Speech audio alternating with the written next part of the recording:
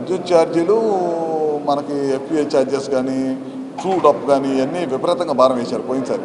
మనం మొదటగా భాగంగా 13 పైసలు తగ్గించాం.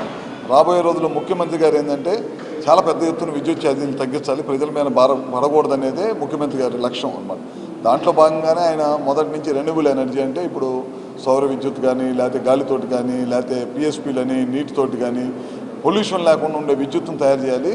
గతంలో ముఖ్యమంత్రి గారు తీసుకున్న నిర్ణయాల వల్ల సంస్కరణల వల్ల 24 గంటల విద్యుత్తు క్వాలిటీ విద్యుత్ ఇచ్చే పొజిషన్ మనం వచ్చాం.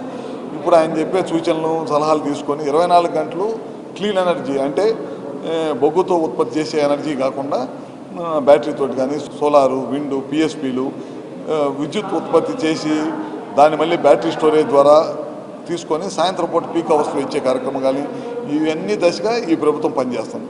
ఏ ప్రపంచంలో ఏ సంస్కరణలు విద్యుత్ సంస్కరణలు కానీ ఏ సంస్కరణ వచ్చినా భారతదేశంలో మొదట దాన్ని తీసుకొని ఆచరణలో పెట్టే వ్యక్తి ఎవరు ఉన్నారంటే అది నారా చంద్రబాబు నాయుడు.